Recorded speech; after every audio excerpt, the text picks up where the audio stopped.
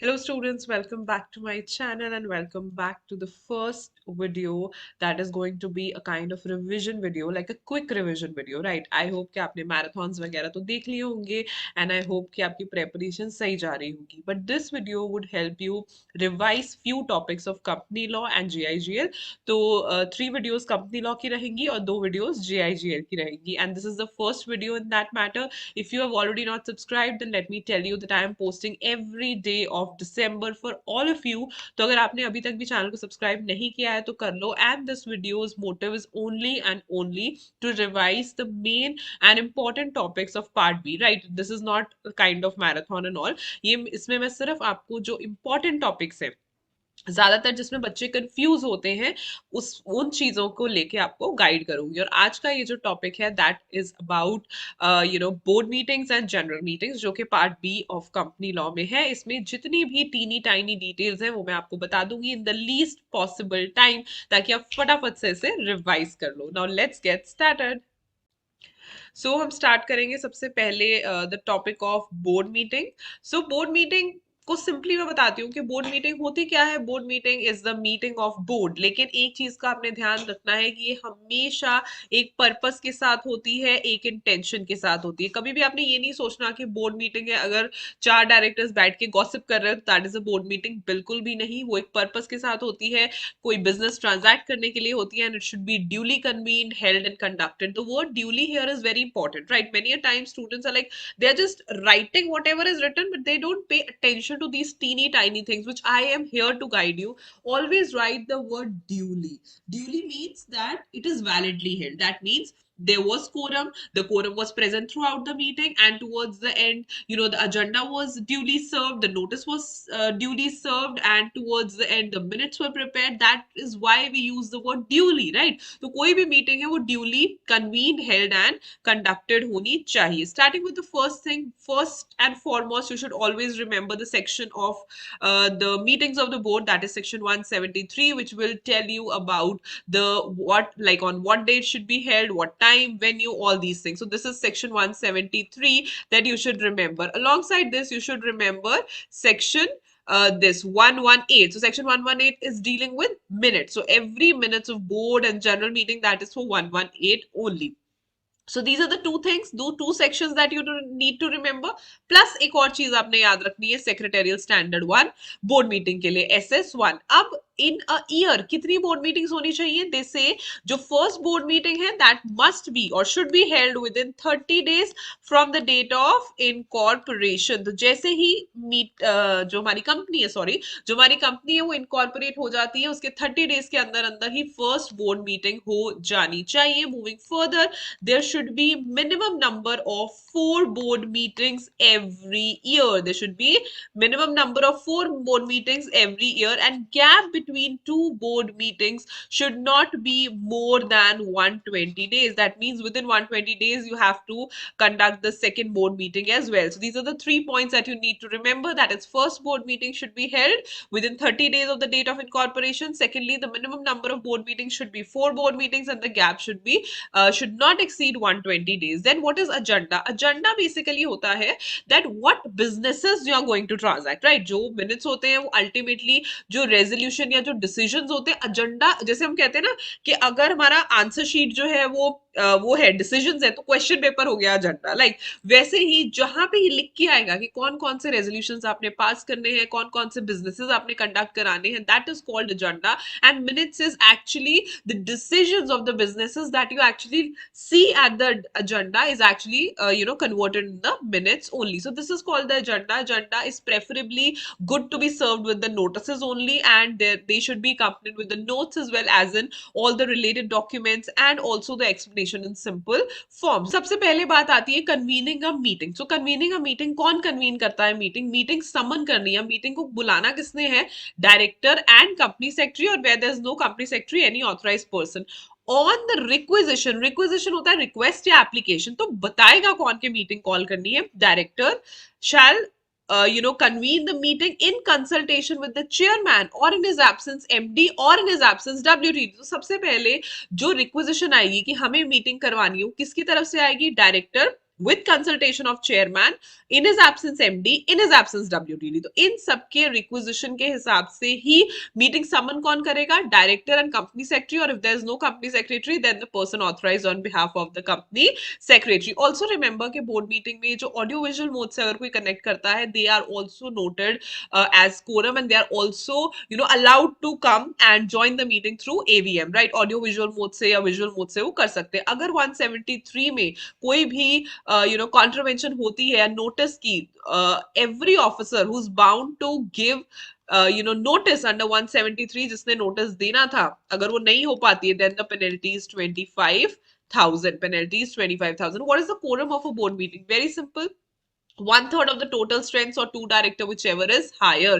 1/3 of the total strength, you have to calculate the total strength, find out 1/3 and or two, whichever is higher. अब यहाँ पे क्या होता है ना, when there is a fraction, right? So in maths I remember what we used to do when there used to be 0.5, तो हम +1 add कर देते होते थे, and 0.5 नहीं होता था तो हम कम कर देते थे. तो ऐसे क्वेश्चंस बच्चे मुझसे पूछते हैं, लेकिन हमेशा ये बात याद रखनी है कि यहाँ पे we are not doing maths, we are talking about people. तो जहां पे भी 1/3 का पॉइंट आगे चल के चला गया या फ्रैक्शन हो गया, वहां हम सीधा +1 कर देंगे, +1% जो है कर देंगे. एंड ऑफ कोर्स जो डायरेक्टर्स वीडियो कॉन्फ्रेंसिंग के थ्रू आते हैं, एवीएम्स के थ्रू आते हैं, उन्हें भी हम कोरम में काउंट करते हैं. But total strength shall not include the directors whose places are vacant. जिन कंपनीज में डायरेक्टर्स की प्लेसेस जो होती हैं वो वेकेंट होती हैं, right?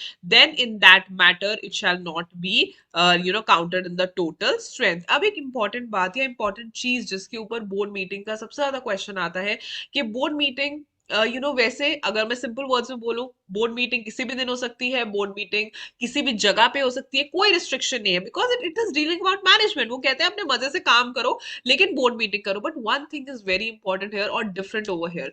So when we see annual general meeting, they say that annual general meeting is not to be held on a national holiday.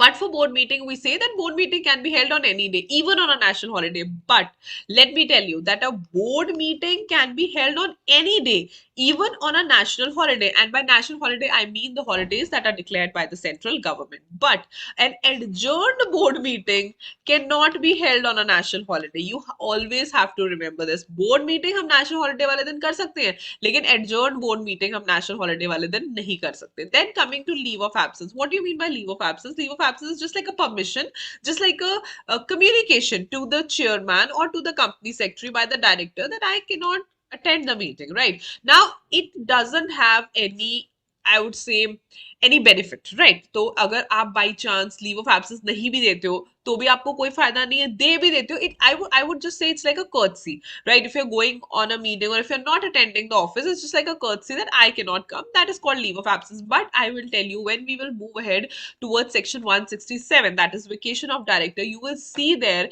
that section 167 says that if a director does not attend meeting during a period of 12 months with or without leave of absence, his office gets vacant, with or without leave of absence, which means that technically leave of absence has no, I would say, criteria over it, right? Technically अगर आपने नहीं भी दिया तो भी कुछ नहीं होगा, लेकिन अगर आपने दिया है चाहे नहीं दिया, लेकिन अगर आप 12 months तक कोई भी मीटिंग अटेंड नहीं करते हो, आपका ऑफिस वेकेट हो जाएगा. Moving to the chairman, majorly chairman board का या कमेटी का चेयरमैन ऑफ द कंपनी ही रहता है, right? Chairman of the company ही चेयरमैन ऑफ द बोर्ड या कमेटी होता है. अब बाई चांस चेयरमैन नहीं है या चेयरमैन नहीं आया, तो जो लोग प्रेजेंट है ना मीटिंग में, वो अपने में से किसी भी एक को चेयरमैन बना सकते हैं. सो this is the basic thing जो आप देखोगे हर जगह पे. बोर्ड मीटिंग में क्या होता है, डायरेक्टर्स होते हैं, चेयरमैन है ही नहीं मीटिंग में, या 5 to 10 minutes चेयरमैन नहीं आया, उस केस में आपने क्या करना है कि आपस में ही डिसाइड करके कोई एक चेयरमैन बना लेना है. Now this is a very important thing, passing of resolution bye circulation. अब हम बोर्ड में ऐसे जरूरी नहीं है कि हमें फिजिकली मिलना है और फिजिकली मिलके ही हम रेजोल्यूशन पास करवा सकते हैं. एक और तरीका है, दैट इज बाय सर्कुलेशन. अब ये कैसे होता है passing of resolution bye circulation? तो बहुत सिंपल है. एक रेजोल्यूशन है, फॉर एग्जाम्पल अभी क्विक कोई अर्जेंट काम आ गया, ठीक है, और बोर्ड मीटिंग अभी करवाई थी, अभी पॉसिबल नहीं है कि दोबारा दोबारा करवाई जाए, या फिर एक ये चीज हो गई, या फिर we don't have an ample number of agendas or business to be transacted that you feel that you need to call the meeting. So what you can do is that you can actually get the resolution passed by circulation. What will happen? Make a draft resolution, attach all the necessary papers required, and send it to all the directors. It is like by circulation. How will you send it? You can send it by hand delivery, by speed post, by courier, through electronic means. Now one thing I would guide here: whenever we talk about mode in Companies Act, they are the same. Whether it's for notice, whether it's for agenda, whether it's for passing of resolution by circulation, they remain the same: by hand delivery, by speed post, by courier, through electronic means, or by fax, right? So this by this you can say, and when you receive the majority, you will actually be happy with it. Okay, the resolution is passed, and you will record the resolution and then immediately next board meeting, because you'll not make minutes for one agenda, right? So you will record it in the next meeting. Now, but here one thing occurs. So you can say that board can get any agenda passed by circulation. The answer to this is no.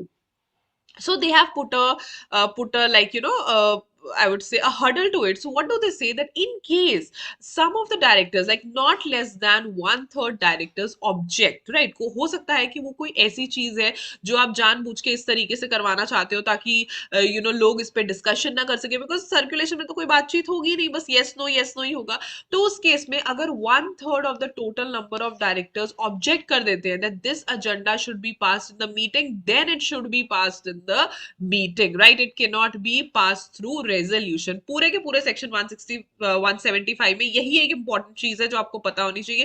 Firstly that it could be passed by circulation, secondly the draft should be there, thirdly the mode is specified, and fourthly, in case one third or more than one third of the directors object to this, that yes, this resolution should not be passed by circulation, but it should be passed in the meeting, then it has to be passed in the meeting only. Now, not more than 7 days from the date of circulation shall be given to the directors to respond. Now, here also the number of days are fixed. So 7 days are there to respond, and alongside that 2 days if you have sent it by post, then 2 days will be added by speed post or by registered post. Now here comes the most important thing: what shall be the date of passing? Now I'll tell you here one thing, कभी भी confused नहीं होना। काफी बार क्या होता है, there is an original meeting, there is an adjourned meeting. Now whether the agendas or businesses conducted on the original meeting, they also have to bear the effective date. So what will be the effective date? क्या वो effective date original होती है, या क्या वो effective date adjourned होती है, या जो adjourned के agendas होते हैं क्या उसकी effective date original होती है? Now for this, don't ever get confused. The effective date is the day when actually the transaction got passed. If it got passed on the original meeting, the original meeting date will be effective date. If it got passed on the adjourned meeting, the adjourned meeting date will be the effective. There is no rocket science in it. And the same way here also we have to see the date. So first is the last date of the send. So within 7 days, the 7 days are there, the last date, or when the date on which you receive the majority, right? The date on which you receive the majority. But here they put up one point. They say the date on which you receive the majority, unless is दिन जिस दिन आपको majority milli, the people who are left, right, or the dissenting people, they are not like not one third of the total number who are actually expressing that they don't want to pass by the resolution by circulation, but they wanted to get done in the meeting. तो ये एक फर्क है जो आपको पता होना चाहिए, ये एक पॉइंट है जो आपको समझ में आना चाहिए कि जिन्होंने रिस्पॉन्ड नहीं किया along with जो अपनी डिजायर नहीं अभी कह रहे हैं कि नहीं नहीं हमें ऐसा नहीं करना है, वो मिला के वन थर्ड या वन थर्ड से ज्यादा तो नहीं है, तो आपको वेट करना पड़ेगा। Then comes minutes. Minutes come in 118 section. So minutes means it's a formal written record. जैसे मैंने आपको बोला agenda में businesses आते हैं, minutes उसी के decisions होते हैं। Written record in physical or electronic form are the proceedings of the minutes. इसका section याद रखना, it is 118. तो minutes में ज्यादातर क्या होता है, name of the director और सारी की सारी resolutions जो है वो pass की जाती है। Penalty क्या होती है minutes की? This is important because minutes ना बहुत इंपॉर्टेंट चीज है। तो पेनल्टी ऐसे होती है कि अगर कंपनी लाइबल हो जाती है किसी गलती की, राइट, तो कंपनी की लाइबिलिटी है 25,000 कंपनी की, और ऑफिसर इन डिफॉल्ट की लाइबिलिटी है 5,000। लेकिन this is like simple, if you have failed to comply the provisions. But in case you are guilty of tampering with the minutes, tampering का मतलब छेड़छाड़ करना, उसको चेंज करना, तो फिर क्या होगा, you the person जो पकड़ा जाएगा tampering करते हुए, imprisonment होगी which may extend to 2 years and fine which shall not be less than 25,000 but which can extend to 1 lakh rupees, right. ये बहुत इंपॉर्टेंट चीज है, ये वाली पेनल्टी आपको अच्छे से दोनों की याद होनी चाहिए, राइट। तो यहाँ पे हम लोग फिनिश करते हैं बोर्ड मीटिंग। बोर्ड मीटिंग में ना ज्यादा ऐसा कुछ नहीं है, कुछ स्पेशल चीजें नहीं है, सिर्फ क्या बात है अपने याद रखनी, जो सबसे ज्यादा क्वेश्चन आता है based on the past year question, मैं बता देती हूँ। Original board meeting national holiday वाले दिन हो सकती है, adjourned board meeting national holiday वाले दिन नहीं हो सकती, एनुअल जनरल मीटिंग भी नेशनल हॉलिडे वाले दिन नहीं हो सकती। बाकी आपने बेसिक चीजें याद रखनी। So these were the important, just the important points of this chapter. Moving to the general meeting. अब जो जनरल मीटिंग होती है वो कैसे आपने कंडक्ट करा। अब जो जनरल मीटिंग होती है, as a name suggest, general meeting है, शेयर होल्डर्स की मीटिंग होती है, corporate meetings and collective decision making. ये काफी हेल्पफुल डायग्राम है। तो उन्होंने बोला कॉर्पोरेट कलेक्टिव डिसीजन मेकिंग कैसे होती है। पहले हमने बोर्ड का भी पढ़ लिया by meeting, this was section 173, right. Meetings of the board या तो फिजिकली मिलके कंडक्ट करा लो या फिर बाय सर्कुलेशन करा लो, which is 175। Second is by members, जिसे हम कहते हैं जनरल मीटिंग, इसे हम कहते हैं बोर्ड मीटिंग, इसे हम कहते हैं जनरल मीटिंग। ये जो जनरल मीटिंग है ये क्लास मीटिंग हो सकती है, यानी कि किसी पर्टिकुलर क्लास अगर मिलके मीटिंग कर रही है वो जनरल मीटिंग हो सकती है। जनरल मीटिंग में वोटिंग कैसे होती है, पोस्टल बैलेट के थ्रू हो सकती है, रिमोट ई वोटिंग के थ्रू हो सकती है, रेजोल्यूशन एंड मिनट्स के थ्रू हो सकती है।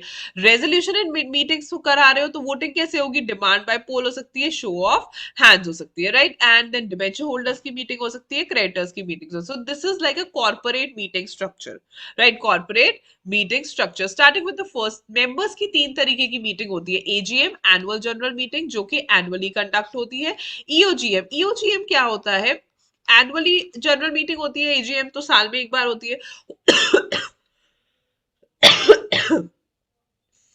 एनुअल जनरल मीटिंग होती है, एजीएम साल में एक बार होती है। सो देयर आर चांसेस की हो सकता है कि उसके बाद भी जरूरत पड़े, है ना, शेयर होल्डर्स को की अप्रूवल की, रैटिफिकेशन की, या जो बड़े बड़े डिसीजंस होते हैं उसमें उनका अप्रूवल चाहिए होता है, तो उस केस में हम कंडक्ट करवाते हैं EOGM. So basically EOGM is the meeting which is conducted between 2 AGMs, जो 2 एजीएम्स के बीच में किसी काम के लिए, किसी अर्जेंसी के लिए करवाई जाती है, that is called EOGM. And class meeting किसी भी पर्टिकुलर क्लास की मीटिंग हो सकती है वो, राइट।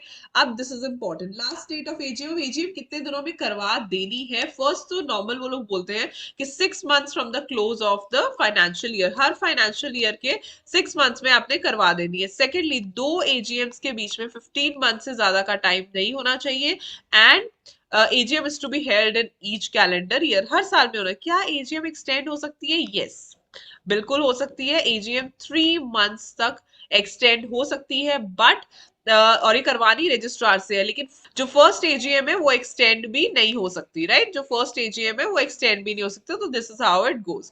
एक्सटेंशन वैलिडिटी है, बिल्कुल है। क्वेश्चंस आप साथ साथ में कर सकते हो। Date time place of holding an AGM, this is again important. तो कौन से दिन पे हो सकती है, किसी भी दिन पे हो सकती है, बस वो नेशनल हॉलिडे नहीं होना चाहिए। National holiday is a holiday which is declared by the central government. और इंडिया में जो जो नेशनल हॉलिडेज है, republic day, independence day and Gandhi Jayanti, ये 3 ही अभी नेशनल हॉलिडेज, इस दिन पे नहीं हो सकती। एंड टाइम जो है बिजनेस आवर्स के टाइम पे होती है, like that it has to be called between 9 AM and 6 PM। इसके बाद इंपॉर्टेंट चीज आती है प्लेस। प्लेस कौन सी हो सकती है। अब देखो, प्लेस वैसे वो कहते हैं रजिस्टर्ड ऑफिस हो सकता है, लेकिन registered office, not only registered office, यहाँ पे दिया हुआ है रजिस्टर्ड ऑफिस और some other place within the city, town, village in which the registered office of the company situated. या तो रजिस्टर्ड ऑफिस ही हो या फिर वही सेम सिटी, टाउन या विलेज जिसमें वो सिचुएटेड है, किसी और जगह पे, ठीक है, ऑफिस में ना करके किसी और जगह पे, लेकिन जगह वही रहेगी। इसके कुछ एक्सेप्शन आते हैं। तो अगर वो कहते हैं कि अगर कोई गवर्नमेंट कंपनी है, ठीक है, सबसे बेस्ट चीज तो यही होगी कि वो अपने रजिस्टर्ड ऑफिस में कराएं। अगर रजिस्टर्ड ऑफिस में नहीं करा सकते तो within the same city, town और village in which the registered office of the company situated. लेकिन क्या वो किसी और जगह पे करवा सकती है। They have to get the approval of central government. Simply central government का अप्रूवल लेके वो किसी और जगह पे भी करवा सकती है अपनी meeting, sorry, other than the registered office, right. तो जरूरी नहीं है कि रजिस्टर्ड ऑफिस में ही आपने मीटिंग करवानी है, आप रजिस्टर्ड ऑफिस के अलावा भी कहीं पे मीटिंग करवा सकते हैं, गवर्नमेंट कंपनी अगर वो परमिशन ले लेती है सेंट्रल गवर्नमेंट की। अब सेक्शन 8 कंपनी, ये दोनों बहुत जरूरी है। सेक्शन 8 कंपनी के केस में वो कहते हैं कि जो टाइम डेट प्लेस है ना एजीएम का, वो आपने बिफोर हैंड डिसाइड कर लेना है by the board having regard to the directions if any given in this regard. तो ये इस चीज का ध्यान रखना कि आपने पहले ही डिसाइड कर लेनी कहां पे करना है, कैसे करना है, बिफोर हैंड डिसाइडेड रहो सेक्शन 8 कंपनी में आपने कैसे कैसे उसे कंडक्ट कराना है, कौन सी जगह पे कराना है, किस टाइम पे कराना है, वो पहले ही होना चाहिए। So these are the two exceptions. Moving further, AGM में, एजीएम का जो सेक्शन है उसमें सेक्शन 102 आता है बिजनेसेस टू बी ट्रांजैक्टेड। तो दो तरीके के बिजनेस एजीएम में होते हैं, ordinary business, special business. Ordinary, there are 4 ordinary businesses actually जिसके लिए एजीएम करवाया जाता है, और इन चारों को छोड़ के जो भी बिजनेस है वो स्पेशल बिजनेस होगा। ऑर्डिनरी बिजनेस कौन कौन से होते हैं? Consideration of financial statements, reports, ठीक है, फाइनेंशियल स्टेटमेंट्स देखना, रिपोर्ट्स देखना, किन किन की, बोर्ड रिपोर्ट देखना एंड ऑडिटर्स रिपोर्ट देखना, ये 3 चीजें। फिर डिक्लेरेशन ऑफ डिविडेंड, फिर appointment of director in place of those retiring and appointment and fixing and remuneration of auditors। तो ये 4 ऑर्डिनरी बिजनेसेस और बाकी सारे जितने बिजनेस बचे वो स्पेशल हो गए। पेनल्टी, अगर आप एजीएम कंडक्ट नहीं करवाते हो, राइट, तो पेनल्टी क्या लगेगी? पेनल्टी इन केस कि अगर आप एजीएम कंडक्ट नहीं करवाते हो, दोनों की सेम है, ठीक है, of the company and every officer in default, company की भी ऑफिसर इन डिफॉल्ट की भी, दोनों की क्या पेनल्टी है? Which is in default shall be punishable with fine which may extend to 1 lakh rupees and in case of continuing default with a further fine of 5,000 each day. तो इस तरीके से आपने याद रखना है, दोनों का सेम ही, उन्होंने बोला company and every officer in default दोनों को ऐसी ही पेनल्टी पड़ेगी। Then convening of a valid general meeting, जो मैंने आपको पहले बताया, वहां पे भी हम वर्ड यूज कर रहे थे ड्यूली। तो ड्यूली और वैलिड वर्ड यूज करना क्यों जरूरी है? देखो देखो, वैलिड होना बहुत जरूरी है, ठीक है। ऐसे नहीं है कि बस इकट्ठा हुए मीटिंग करके टाटा बाय बाय करके चले गए, वो सही से कंडक्ट भी तो करवानी है। वो कैसे होगी? प्रॉपरली कन्वीन्ड मीटिंग क्या होती है? यानी कि प्रॉपर अथॉरिटी ने मीटिंग कॉल की, प्रॉपर नोटिस सर्व हुए, right. Secondly, properly constituted, properly constituted क्या होती है? कोरम था, ठीक है, प्रॉपर चेयरमैन रहा। प्रॉपरली कंडक्टेड मीटिंग क्या होती है? The business must be validly transacted eight the meeting, right. Resolutions जो है वो प्रॉपरली मूव होने चाहिए, पास होने चाहिए, voting by show of hands or by polls or by electronic means, and proper minutes were formed, right। ये 2-3 चीजें जो आपको पता होनी चाहिए कि प्रॉपरली कन्वीन भी होनी चाहिए, प्रॉपरली कॉन्स्टिट्यूट भी होनी चाहिए, प्रॉपरली कंडक्ट भी होनी चाहिए। कॉलिंग ऑफ ईजीएम, अब जो ईजीएम होती है ना वो एक तरीके की नहीं होती, वो ये वाला जो सेक्शन है ये कॉम्प्लिकेटेड आता है एजीएम में। ईजीएम का जो सेक्शन है, या तो बोर्ड बुलवा सकती है, या तो board on requisition by share holders बुलवा सकती है, या तो बाय रिक्विजिशनिस्ट, या तो बाय ट्रिब्यूनल। तो सबसे पहला वाला ये मैंने आपको आप बुक में देख सकते हो, this is section number 100 sub section 1। ये यहाँ पे कहता है कि बोर्ड सुओ मोटो बुला ले। सुओ मोटो मतलब अपने आप से, राइट। इसमें कुछ नहीं है कि अगर बोर्ड ये सोचता है कि अच्छा हमें जरूरत है, हमें board meeting, sorry, general meeting बुलवानी है, एक एनुअल जनरल मीटिंग हो गई है, नेक्स्ट को बहुत देर है, ईओजीएम बुलानी, ईओजीएम बुला ले, बोर्ड अपनी तरफ से बुला ले। सेकंड, सेक्शन 100 सबसेक्शन 2 कहता है बाय बोर्ड और रिक्वेजिशन ऑफ शेयर होल्डर्स, यानी कि शेयर होल्डर्स आके बोर्ड को बोलते हैं कि प्लीज आप मीटिंग करवा लो, लेकिन जो रिक्वेजिशन है उसका एक प्रॉपर एक नंबर होना चाहिए, ठीक है। कलेक्टिव वोटिंग शेयर आ जाती है, तो कैसे होगा? सबसे पहले अगर कंपनी का शेयर कैपिटल है तो at least not less than 1/10 of the paid up share capital, जो है इतने शेयर होल्डर्स का रेजोल्यूशन, सॉरी, रिक्विजिशन आना चाहिए। अगर शेयर कैपिटल नहीं है then 1/10 of the total voting power का होना चाहिए। Matters set out for consideration and requisition, जो भी कंसिडरेशन के मैटर्स है वो देखो। And time period for calling a meeting, ये जो मीटिंग है ये जैसे है ना, board is required to call a meeting within 21 days, ठीक है। 21 डेज में मीटिंग कॉल होनी चाहिए, ठीक है, जो नॉर्मली टाइम होता है। एंड 45 डेज में मीटिंग जो है वो कन्वीन हो जानी चाहिए। तो ये दोनों आपने याद रखने, 21 डेज में आपने मीटिंग कॉल कर लेनी है बोर्ड ने बेसिकली, और 45 डेज में जो है ये कन्वीन हो जानी। तो ये सबसे पहली चीज आपने याद रखनी है कि कितने मेंबर्स जाके रिक्वेस्ट कर सकते हैं ईओजीएम के लिए। अगर शेयर कैपिटल है then 1/10 of the paid up share capital, अगर शेयर कैपिटल नहीं है then 1/10 of the voting power. अगर मीटिंग क्या 21 डेज में कॉल करो और 45 डेज में कंडक्ट करो, लेकिन अगर बोर्ड नहीं कर पाता, board fails to do so, फिर ये पावर चली जाती है रिक्वेजिशनर्स के पास, वो खुद भी कर सकते हैं।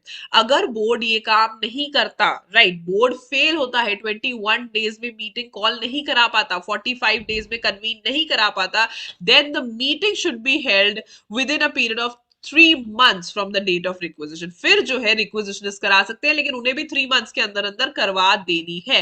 Requisition for convening by members, हाँ बिल्कुल इलेक्ट्रॉनिक मोड से वो 21 डेज प्रायर का नोटिस वगैरह देके मीटिंग करवा सकते हैं। अब यहाँ पे एक इंपॉर्टेंट बात आती है कि रिक्वेजिशनिस्ट करा सकते हैं, तो रिक्वेजिशनिस्ट क्या करेंगे, अब मीटिंग जब होती है, जनरल मीटिंग होती है, खर्चा भी होता है, ठीक है, ऐसा तो नहीं कि फ्री में हो जाती है, तो वो खर्चा कौन देगा, the expenses will be reimbursed by the company. ये चीज हमेशा याद रखनी है, जो मीटिंग रिक्वेजिशनिस्ट करवाते हैं उसके जितना भी खर्चा होता है that is reimbursed by the company. But क्या कंपनी अपनी सेविंग्स में से या अपने रिजर्व्स में से निकाल के उन्हें देती है? नहीं, उस टाइम पे तो देती है ऑफ कोर्स, लेकिन कंपनी भी बाद में रीइंबर्स करवाती है। कहां से? कंपनी कहां से रिकवर कराती है अपना पैसा?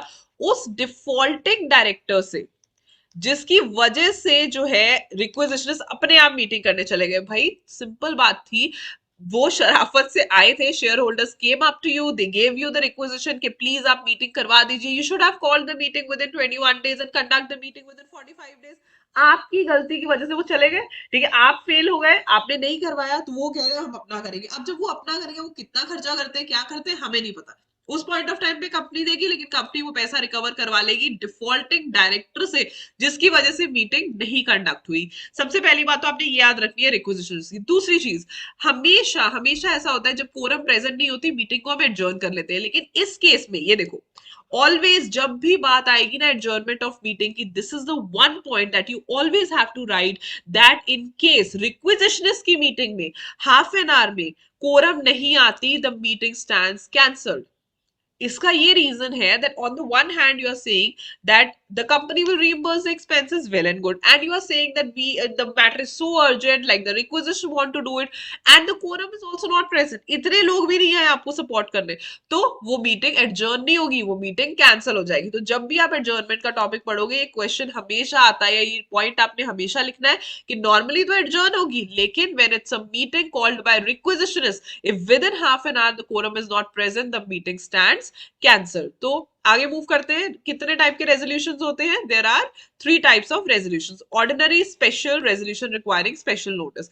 अब यहाँ पे जो लैंग्वेज है ना, उस पर ध्यान देना थोड़ा सा, like I always focus on the point कि आप लैंग्वेज पे हमेशा ध्यान दो। Ordinary resolution, special ordinary resolution होगा जहां पे votes cast in favour, votes in favour including the casting vote exceeds votes against it, right? ये आपने लैंग्वेज पे ध्यान देना है। वैसे तो नॉर्मली बच्चे बोलते हैं मैम 51% के वोट्स हो गए, यहाँ पे आप बोलते हो 75% के वोट्स हो गए, लेकिन इस तरीके से ये आपको सिर्फ, जो टीचर्स है ना, ये आपको सिर्फ एक्सप्लेन करने के लिए बताते हैं, ठीक है? ऐसा नहीं है कि आपने एज इट इज ऐसा ही लिखाना है। It is always and always advisable कि जो लॉ की लैंग्वेज होती है, वो आप जितनी nearest to the bare act लिखोगे, उतने आपको अच्छे मार्क्स मिलेंगे, ठीक है? तो votes in favour plus the casting vote. Casting vote होता है कि अगर पहले दोनों वोट्स बराबर आ जाए तो सेकंड वोट या एडिशनल वोट जो चेयरमैन के पास होता है, ठीक है, दोनों को मिला के जो है they exceed the votes against it. ऐसे ही स्पेशल रेजोल्यूशन में हम कहते हैं that votes cast in favour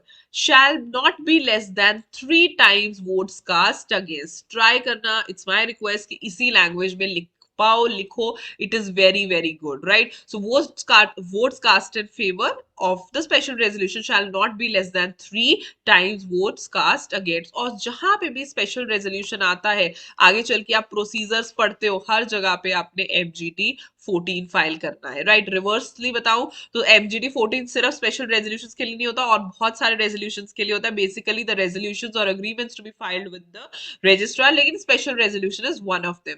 तीसरा आता है स्पेशल नोटिस। तो ऐसा कोई भी रेजोल्यूशन जो आप मतलब पास करवाने चाहते हैं मेंबर्स, उस केस में वो स्पेशल नोटिस के थ्रू करवा सकते हैं। नोटिस मूव करना पड़ेगा, जो नोटिस है that shall not be earlier than 3 months but 14 days before the meeting. 3 months से अर्ली ना हो, लेकिन 14 days से पहले पहले मिल जाए।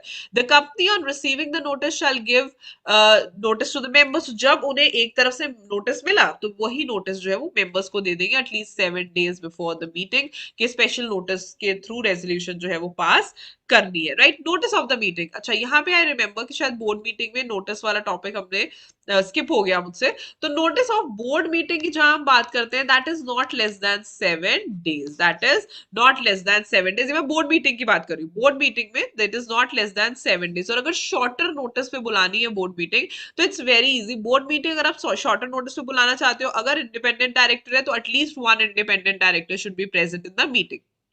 अगर बाई चांस वो नहीं आ पाता किसी मजबूरी की वजह से, किसी प्रॉब्लम की वजह से, तो at least one independent director should ratify the this resolution, ratify the decision, and that will also be okay। और अगर इंडिपेंडेंट डायरेक्टर है ही नहीं, तो फिर शॉर्ट नोटिस पे आप कैसे भी जो बोर्ड मीटिंग है वो करवा सकते हो। बोर्ड मीटिंग में ज्यादा कोई प्रॉब्लम्स नहीं है। Firstly with in 7 days, within 7 days of the meeting, then independent director है तो independent director should be present at the meeting at least one, या आप उससे ratify करवा लो। या फिर the best thing is that कि independent director नहीं है तो फिर तो कुछ भी करने की जरूरत नहीं है। अगर यहीं पे हम बात करते हैं जनरल मीटिंग की, जनरल मीटिंग के केस में क्या होता है? जनरल मीटिंग के केस में it is not less then 21 clear days, 21 clear days. और कभी भी आपने 21 डेज नहीं लिख के आना, it will be wrong. It is 21 clear days, because it is excluding the date of notice and excluding the date of meeting, excluding the date of notice and excluding the date of meeting. तो 21 clear days. यहीं पे अगर section 8 company है तो 14 clear days. यहीं पे मैं बता देती हूँ, इंपॉर्टेंट चीज है, 21 clear days, 14 clear days, right. बाकी 101 और SS2, SS1 जो है वो बोर्ड मीटिंग पे के लिए है, और SS2 जो है वो जनरल मीटिंग के लिए। AGM जो है 9 AM to 6 PM करनी है। डेटा और बोर्ड दोनों का सेम है। बोर्ड जो है वो दोनों का सेम होता है, hand delivery, speed post, courier, electronic means या फैक्स। यहाँ पे एक मनाही होती है, वो होती है ऑर्डिनरी पोस्ट। ऑर्डिनरी पोस्ट से आपने कभी नहीं भेजना नोटिस, ऑर्डिनरी पोस्ट से आपने नोटिस कभी भी नहीं भेजना, बिकॉज वहां पे हमें एक्नॉलेजमेंट नहीं मिलती और एक्नॉलेजमेंट हमें प्रिजर्व करनी पड़ती है, इसलिए आपने ऑर्डिनरी पोस्ट से नहीं भेजना। प्लस अगर बोर्ड मीटिंग है उसमें आप स्पीड पोस्ट से नोटिस भेजते हो तो आपने ऐड कर देने हैं 2 days, अगर बोर्ड मीटिंग है। और अगर आप स्पीड पोस्ट से नोटिस भेज रहे हो तो 2 days ऐड कर देने। अगर जनरल मीटिंग है और आप स्पीड पोस्ट से नोटिस भेज रहे हो तो आपने 48 आवर्स जो है अपने नॉर्मल टाइम में ऐड कर देना है। तो ये 2-3 पॉइंट्स है जो आपको समझ आने चाहिए और याद रहने चाहिए, राइट। मूविंग फर्दर, ये बड़ा जरूरी है कि नोटिस भेजना किसे है, जनरल मीटिंग का, ठीक है। बोर्ड मीटिंग है तो पता है कि बोर्ड को ही भेजना है, डायरेक्टर्स को ही भेजना है। जनरल मीटिंग में ये नोटिस किस किस को भेजना है? सबसे पहली बात, every member of the company, her member को भेजना है। सेकेंडली, नॉमिनी और legal representative of any disease member, by chance अगर किसी मेंबर की डेथ हो गई है तो उसके नॉमिनी या रिप्रेजेंटेटिव को भेजोगे। थर्डली, कोई इंसॉल्वेंट है तो उसके साइनी को भेजना। ऑडिटर, इसमें हमारे स्टैच्यूटरी ऑडिटर भी आ जाते हैं, सेक्रेटरियल ऑडिटर भी आ जाते हैं, कॉस्ट ऑडिटर, सबको। और ऑडिटर को आना जरूरी है। अगर ऑडिटर नहीं आ पाते तो उन्हें अपने रिप्रेजेंटेटिव्स भेजने पड़ते हैं, लेकिन आना पड़ेगा, राइट। एवरी डायरेक्टर, ठीक है, डायरेक्टर्स को भेजो। डिबेंचर ट्रस्टी को भेजो। लिक्विडेटर, अगर कंपनी बाउंड अप नहीं है, वाउंड अप है, अगर कंपनी वाउंड अप हो रही है तो liquidator and 2 other specified person. So ये सारे जो है नोटिस किस किस को भेजना है? Every member of the company, nominee और legal representative of deceased member, assignee of insolvent member, auditor और auditors, every director, debenture trustee. तो इन्होंने मेजर मेजर दे दिया है। अगर बाई चांस आपसे लिस्ट पूछी जाए तो आप ये लिख सकते हो, और इसके अलावा जो भी स्पेसिफाइड पर्सन है उन्हें आप दे सकते हो। अब यहाँ पे बात आती है 103 section, which is quorum for the meetings. हमने बोर्ड में पढ़ा था 1/3 और 2, विच एवर इज हायर। अब यहाँ पे थोड़ा सा डिफरेंट आ जाता है। ये बात करते हैं हमारे इसकी क्या कहते हैं, शेयर होल्डर्स की, राइट।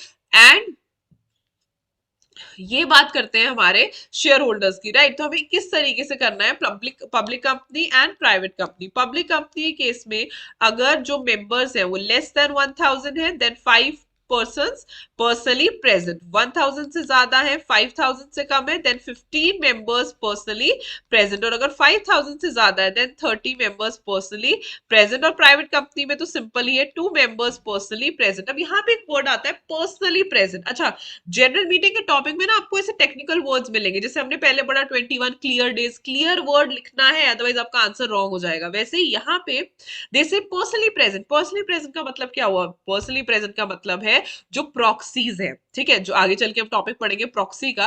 प्रॉक्सी का मतलब होता है जो रिप्रेजेंटेटिव होता है मेंबर का। जो मेंबर का रिप्रेजेंटेटिव होता है उसे हम कोरम में काउंट नहीं करते, ठीक है। प्रॉक्सी के पास कुछ ही राइट्स होते हैं, वो मैं आपको बता दूंगी, बट पर्सनली जो मेंबर खुद आता है, जो मेंबर खुद आएगा, पर्सनली प्रेजेंट होगा, उसी को हम कोरम में काउंट करेंगे। अब आती है बात प्रॉक्सी की। प्रॉक्सी का टॉपिक डायरेक्टर्स में नहीं है, डायरेक्टर्स का ऐसा कुछ नहीं, डायरेक्टर्स में वो कहते हैं खुद आओ अटेंड करो। यहाँ पे प्रॉक्सी का टॉपिक क्यों आता है? प्रॉक्सी का टॉपिक आता है व्हेन दे से टू यू नो रिप्रेजेंटेटिव, अगर मेंबर खुद नहीं आ सकता तो आप रिप्रेजेंटेटिव भेज दो। तो सबसे पहले 105 से इसको डील करते हैं। Only a member can appoint a proxy and proxy need not be a member, ठीक है। लेकिन सेक्शन 8 कंपनी में प्रॉक्सी मेंबर ही होना चाहिए, ठीक है, इसका ये एक्सेप्शन है। वैसे कहते हैं प्रॉक्सी कोई भी हो सकता है, नो प्रॉब्लम, लेकिन सेक्शन 8 कंपनी कहता है प्रॉक्सी मेंबर ही होना चाहिए।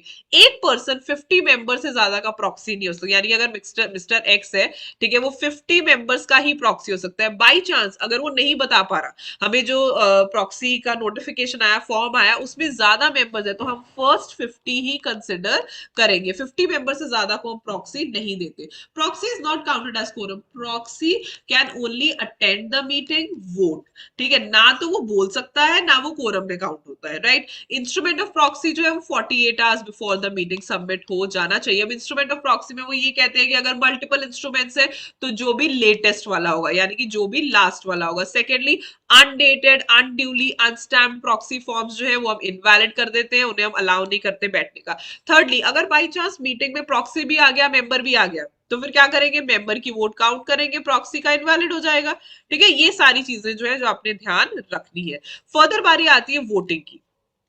अब यहाँ पे आर्टिकल्स जो है किसी भी मेंबर को रोक नहीं सकती, फर्स्टली, ठीक है, किसी भी मेंबर को आप वोटिंग करने से रोक नहीं सकते अनटिल एंड अनलेस। सिर्फ एक इसमें एक्सेप्शन आती है, सिर्फ एक, that is in case any voting right in respect of any shares registered in his name on which calls or other sums presently payable have not been paid or on which the company has exercised any right or lien, यानी कि जो उसके call की amount थी वो उसने payable थी, उसने पे नहीं की, और जिसपे कंपनी ने अपना राइट और लेन जो है वो एक्सरसाइज कर लिया। सिर्फ इस केस में ऐसे मेंबर को आप वोटिंग से रोक सकते हो। Other than this no member can be prohibited from voting. ये चीज आपने हमेशा ध्यान रखनी, no member can be prohibited from voting on any other ground. सिर्फ एक ही वैलिड ग्राउंड है जो अलाउड है, अदरवाइज नहीं। दूसरा है voting by show of hands, हाथ खड़े करना।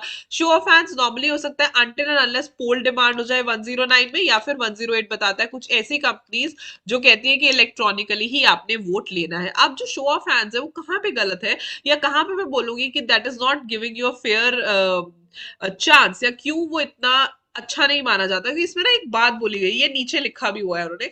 दे से कि अब जो जैसे पोल हो गया, पोस्टल बैलेट हो गया, इलेक्ट्रॉनिक नंबर्स हो गया, तो सारा प्रूफ होता है कि कितने फेवर में है, कितने अगेंस्ट है। शो ऑफ हैंड्स में तो कोई प्रूफ नहीं है।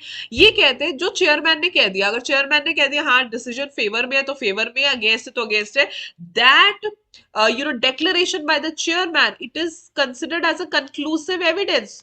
Do you understand the word conclusive evidence? आप इसके खिलाफ बोल नहीं सकते, ठीक है, आप इसके खिलाफ जाके मतलब कुछ नहीं कर सकते कि भाई ये ऐसा नहीं है। So that is why they actually make it a conclusive evidence, जो कि बहुत ही गलत चीज है। एंड प्रॉपरली जो है कोई प्रूफ तो है नहीं of numbers of vote cast, बस जो डिक्लेरेशन दे दी चेयरमैन दे दी, तो it is not a good, I would say, voting criteria.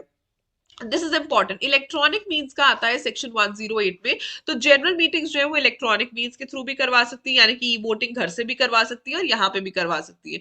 तो यहाँ पे लाइक उन्होंने कह दिया ना कि जो माइनॉरिटी वाले होते हैं अगर वो नहीं आना चाहते तो वो अपने घर से भी वोट कर सकते हैं।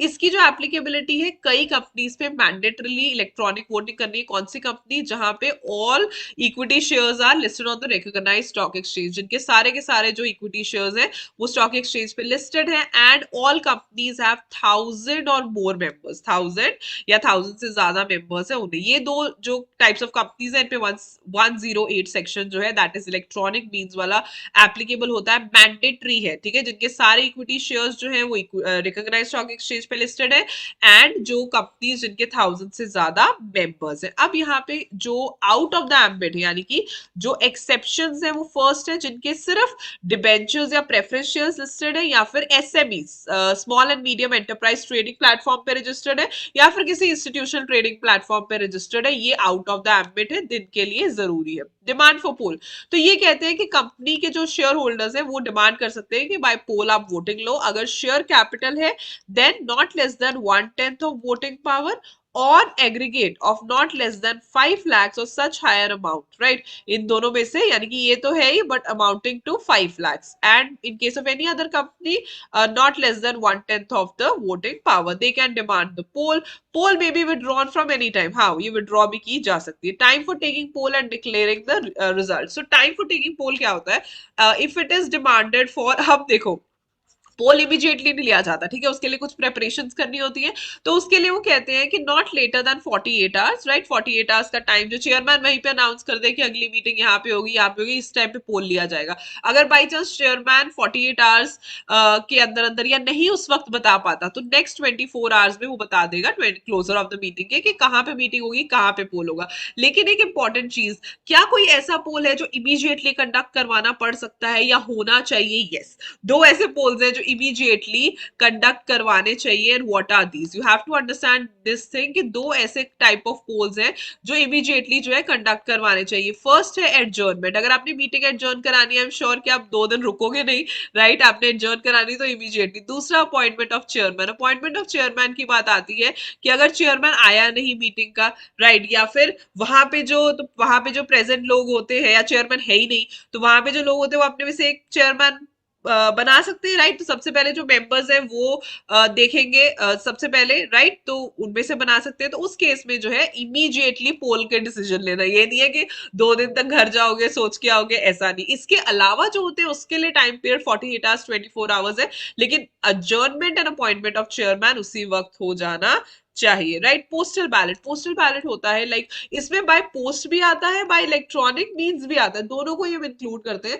चाहे पोस्टल के थ्रू करो चाहे इलेक्ट्रॉनिक मीन्स के थ्रू करो. लेकिन कौन सी ऐसी आइटम्स हैं जो वैसे तो कोई भी कर सकते हैं, अदर दैन जो 4 ऑर्डिनरी बिजनेसेस हमने पढ़े वो पोस्टल बैलेट में नहीं होंगे, वो आपको प्रॉपर मीटिंग में कंडक्ट करवाने पड़ेंगे. Secondly, any business in respect of which directors और auditors have right to be heard at the meeting. कोई भी बिजनेस अगर उन्हें लगता है कि जो डायरेक्टर्स हैं या ऑडिटर्स हैं उनका right to be heard at the meeting है, तो उस केस में डेफिनेटली आपने जो है बाय पोस्टल बैलेट करवाना है, राइट. तो इस तरीके से ये मेजर मेजर चीजें जो मैंने डिस्कस कर दी. इसके अलावा एक चीज होती है जो प्रोसीजर की बात आती है, राइट. प्रोसीजर जो है आप जब अपना पढ़ोगे कंपनी लॉ, वहां पे देखना. और एक चीज आई ऑलवेज से, प्रोसीजर आपने कभी भी लर्न नहीं करने, कभी भी नहीं, हमेशा समझना है, ठीक है. अब यहाँ पे जो प्रोसीजर चलता है उसमें मोर और लेस सेम है, ये एजेंसी रख लो, ये स्क्रूटनाइजर ले आओ, 2-3 चीजों का ध्यान देना है. क्या फर्क होता है, अगर इलेक्ट्रॉनिक है तो इलेक्ट्रॉनिकली चीजें चली जाती है, राइट. अगर पोस्टल बैलेट है या पेपर के थ्रू, बैलेट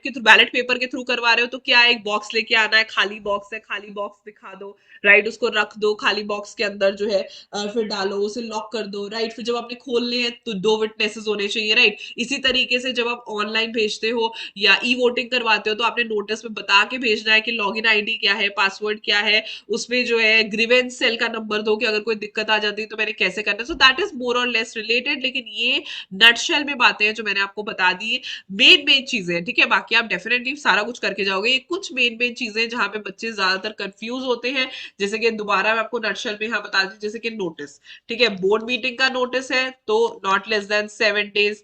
अगर जनरल मीटिंग का नोटिस है not less then 21 clear days. और यहीं पे अगर सेक्शन 8 की जनरल मीटिंग का नोटिस है तो not less then 14 clear days. Speed post की बात आएगी तो बोर्ड मीटिंग में हम +2 days ऐड कर देते हैं, जनरल मीटिंग में हम +48 आवर्स ऐड कर देते हैं. जो मोड्स हैं वो बिल्कुल सेम है बोर्ड मीटिंग के भी एंड जनरल मीटिंग के भी. जो मेन मेन चीज होती है. दूसरी बात, क्या ये शॉर्टर नोटिस पे ये मीटिंग्स हो सकती हैं?